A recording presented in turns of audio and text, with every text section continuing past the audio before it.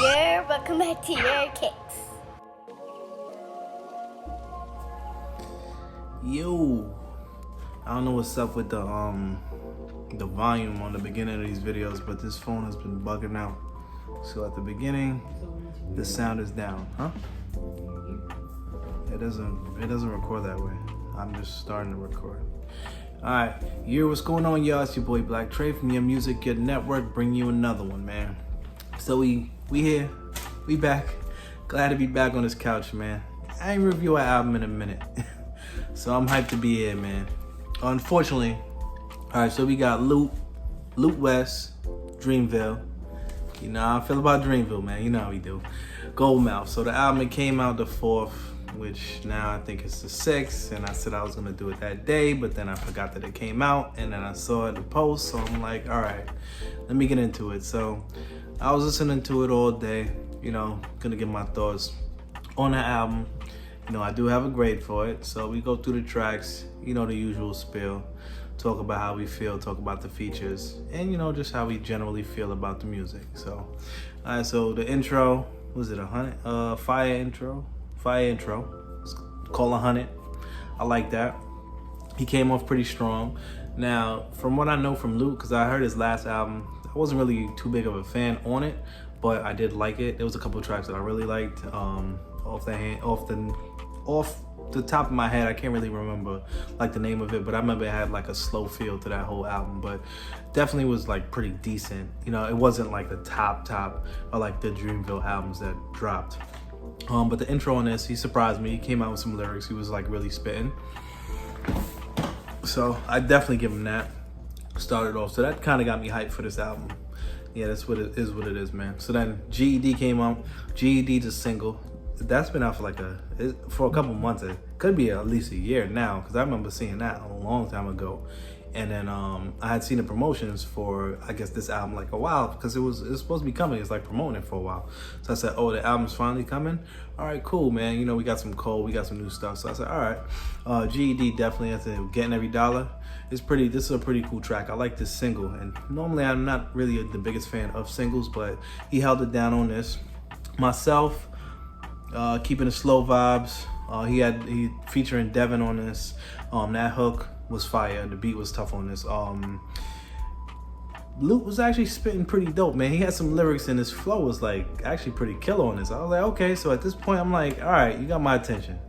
So intro, knock it out. GED, knock it out. Myself was cool. Then I was like, Be Okay. This is like really therapeutic. I felt like the lyrics on this, but I didn't really like the track initially, but I know how it's gonna go because it has like a catchy hook. So I know if I play the album, keep playing it, it's gonna end up like, you know, getting burned and becoming one of my favorites, because that tends to happen for some weird reason. I don't like a song and then it ends up being like my favorite track on the album. I don't know why that is, but you know what I mean? I wasn't the biggest fan of Be Okay, but it was pretty cool. Eye to Eye, now Kaz, he's like my second favorite off of Dreamville. Not third, because Boss, I like Boss a lot. Yeah, so I was really excited for this. It's pretty cool. It's like a shorty track. It was cool.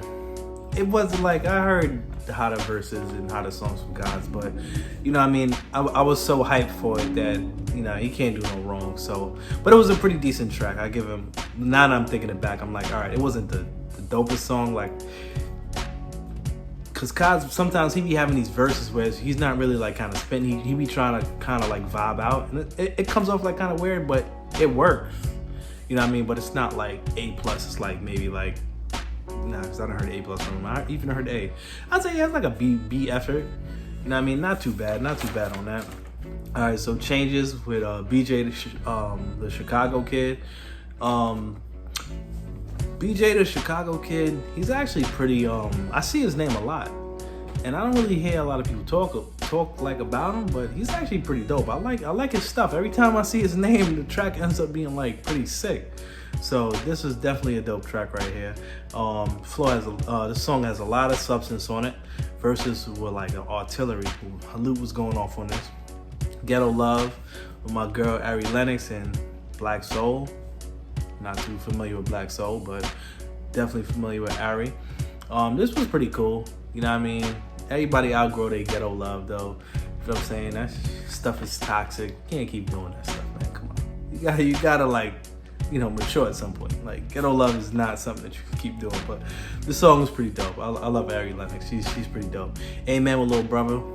Funny thing was, he must have like grown up in like the era when I did, because like I wasn't like the biggest fan of Lil Brother, but I did like a lot of their projects and a lot of their music. But it's just funny that he collabed with them, because I was like, yo, I haven't heard Lil Brother in a long time. Like when I was like in high school, like a couple of the people that maybe I used to run with, they was like big fans of Lil Brother, like hard bodies, at the point where I was just like, all right, maybe I'm missing something. And I kept trying to get into them. Like, you know what I mean? A couple of their albums, like I did like, you know, a couple tracks here and there. Yeah, but you know, they was pretty cool. So I was surprised to see that. This track is pretty decent. Had pretty dope verses. The hook was okay, I think, on this. But the verses was decent. I give him that. Bird Song with JID and Saba. Lute went off. Saba, not so much.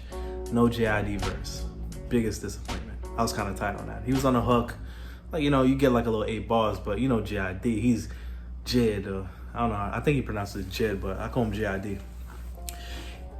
You know, when he goes off, he's usually like, if it's not the hottest, I would say it's at least like the most structurally sound. Like, he knows how to definitely rip his flow. Like, he's a beast. You feel what I'm saying? Flawson with West Side Boogie. West Side is definitely one of my favorite artists on the West Side right now. You know what I mean? I love his debut album. That joint has like mad tracks on there. I think he just put out like another album, well, not too long ago. That joint was fire. I love Boogie, man. This song didn't disappoint. Really love this right here. Then what else we got? We got Life. Life was kind of funny because I had to play Life a couple times, because he was like, he was making a lot of references to his child, his daughter. And I'm like, you know, I'm not really too big on these personal songs where they just seem like they talking a whole bunch of personal stuff and naming names of people like you don't know. Like Nas does that a lot, and those tend to be like my least favorite tracks. But you know, I kept like going through it. I played it. I ended up like, it's like I'm like, I don't like it, but then I played it like 3 times, like back to back in a row. I'm just like, nah, I do like it. But moving on, my favorite song on the album is Overnight. I love this right here. The vibe on this is super dope. The hook is mad catchy. I'm hearing that joint in my head right now. Joint is fire, man. This is the hottest joint on the album by far. I like it. The verses ain't as sick, you know what I mean? So if you're looking for lyrics, you may want to catch a couple of the other joints, like I guess Bird Song, Amen.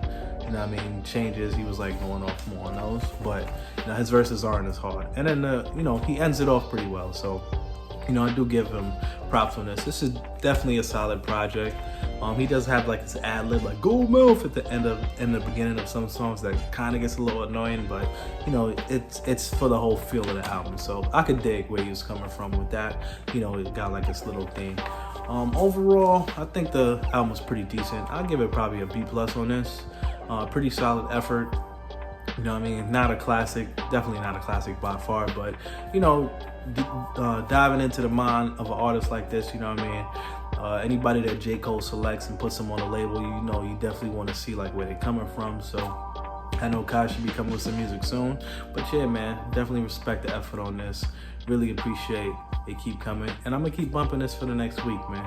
I'm gonna check it out, see what else is going on. I know Meek Mill dropped something, but I started it. I don't know if I'm gonna get to it. I'm gonna try. You feel what I'm saying? I'm gonna try, but I'm not hearing good things. I'm not hearing good things so far. I heard like a couple people only like 2 or 3 songs. I think I'm like 4 deep, and I didn't really like it thus far, so we'll see. The cover's kind of weird though.